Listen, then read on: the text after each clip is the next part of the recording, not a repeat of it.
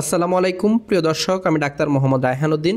আজকে যে রোগীটি দেখছেন তিনি মূলত চর্মরোগের সমস্যা নিয়ে এসেছিলেন। দেখতে পাচ্ছেন ওনার পায়ের মধ্যে যে ঘায়ের মতো সৃষ্টি হয়েছে এবং সেখান থেকে পানি বের হচ্ছে এবং প্রচুর পরিমাণে চুলকানো এবং পাটা ফুলে গিয়েছে। দেখছেন চিকিৎসার পূর্বের অবস্থাটি, যেই সমস্যাটি নিয়ে তিনি দীর্ঘদিন ধরে ভুগছিলেন এবং তা নিয়ে তিনি অনেক বেশি পরিমাণে কষ্ট পাচ্ছিলেন। চিকিৎসার পরের অবস্থাটি দেখবেন একটু পরেই। আসসালামু আলাইকুম প্রিয় দর্শক, আমি ডাক্তার মোহাম্মদ রায়হান উদ্দিন।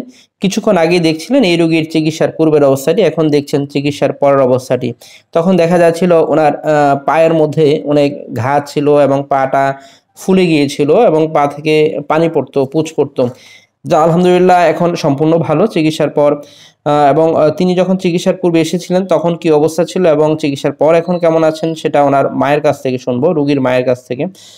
আপনার ছেলেকে নিয়ে যখন এখানে এসেছিলেন চিকিৎসার পূর্বে তখন কি অবস্থা ছিল এবং এখন কি অবস্থা?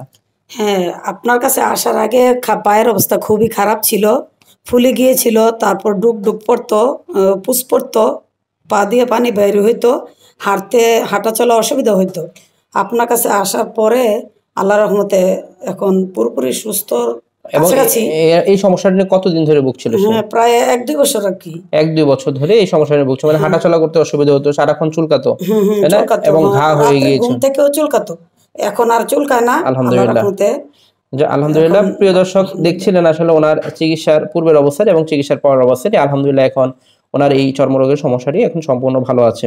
সকলকে ধন্যবাদ জানিয়ে শেষ করছি। আসসালামু আলাইকুম।